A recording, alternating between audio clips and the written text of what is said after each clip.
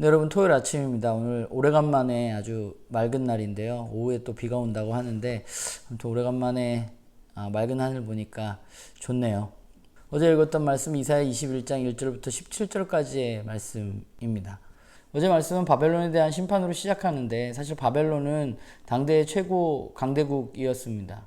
제국이었던 무너지지 않을 것 같았던 아수르를 무너뜨리고 더 많은 영토를 확장하고 기세를 떨쳤던 것이 바로 바벨론이고, 또 아수르에 의해서 끝까지 버텨왔던 유다도 바벨론에 의해서, 바벨론의 느부갓네살 왕에 의해서 멸망하게 되죠. 그래서 당대에 바벨론이 멸망할 것이라고 생각한 사람은 아마 없었을 겁니다. 영원할 것 같았는데 이 세상에 영원한 힘은 없습니다. 그 바벨론도 무너지지 않을 것 같은 바벨론도 결국은 멸망하게 되는 거죠. 어제 본문을 보면 바벨론이 왜 멸망했는지에 대해서 분명하게 나와 있지는 않습니다. 그러나 어제 본문 가운데 분명한 것은 그들을 통해서 억압받고 또 그들 때문에 탄식하는 사람들이 존재했다는 것입니다. 그래서 하나님은 바벨론 심판을 통해서 그 탄식이 멈출 수 있도록 하시겠다고 말씀하십니다. 힘은 누군가를 억누르라고 주는 것이 아닙니다. 그런데 세상에서는 힘이 없는 사람들을 내리누르는 것에 사용하는 경우가 많습니다.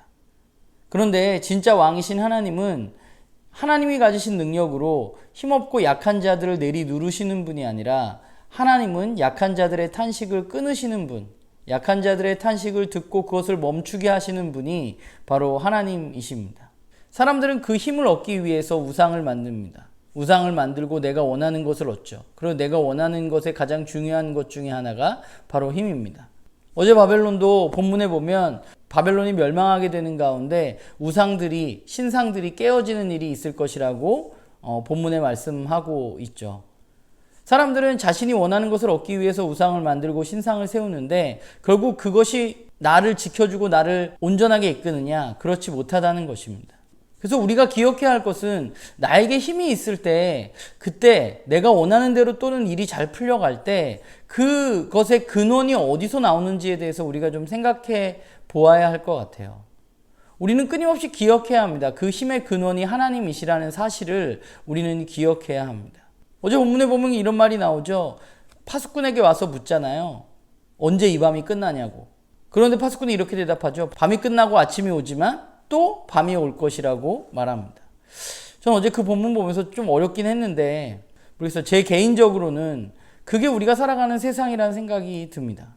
두맛 사람들이 물었던 질문에 이사야가 그렇게 대답했는데, 세상은 아침이 오지만 또 밤이 오고 또 밤이 지나면 또 아침이 오고 하는 것이 세상입니다.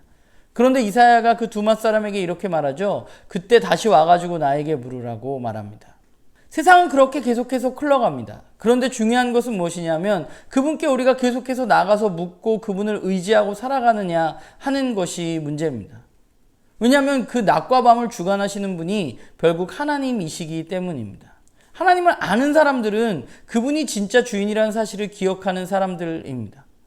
하나님을 아는 사람들은 역사의 주관자가 하나님이시라는 사실을 믿고 살아가는 사람들이기 때문에 나에게 힘이 생기더라도 그 힘을 내 마음대로 사용하는 것이 아니라 하나님이 원하는 곳에 사용하는 것이 바로 하나님의 사람들이겠죠. 그 힘은 탄식하는 사람들의 탄식을 위해서, 또 헐벗고 굶주린 사람들을 위해서 사용하라고 하나님께서 우리에게 주시는 것일 것입니다. 바라기는 저도 그렇고 여러분들도 그렇고 그 역사의 주관자, 나의 삶의 주관자가 그분이라는 사실을 우린 끊임없이 좀 기억했으면 좋겠어요. 그래서 이사야 내내 우리에게 그 얘기를 하고 있는 것 같아요. 너의 주인 하나님을 기억하라고. 오늘도 그 하나님이 우리의 삶의 주인이시라는 것, 그리고 이 세상의 주관자시라는 사실을 기억하는 하루가 되기를 소망합니다. 오늘 말씀은 이사야 22장 1절부터 14절까지의 말씀입니다. 오늘은 굉장히 특이하게 열방에 대한 심판 메시지 가운데 예루살렘에 대한 심판의 메시지가 22장 1절부터 14절까지 기록되어져 있습니다.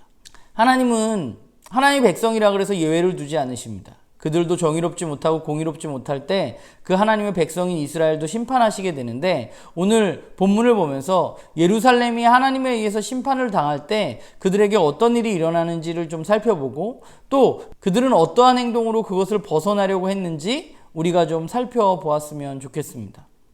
두 번째는 하나님께서 유다에게, 그러니까 이스라엘 민족들에게 끊임없이 지속적으로 원하시는 모습이 있습니다. 그래서 예언자들을 통해서 끊임없이 이야기하시는 이야기가 있어요.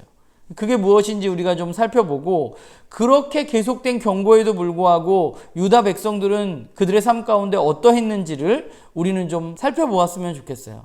그리고 더불어서 그렇다면 이 예루살렘의 모습을 보면서 구원받았다고 이야기하는 나는 오늘의 삶 가운데 어떤 삶을 살고 있는지에 대해서 함께 묵상하는 하루가 되었으면 좋겠습니다. 모두 토요일 잘 보내시고요. 내일 주일에 우리 얼굴 보고 함께 모여서 예배하도록 합시다.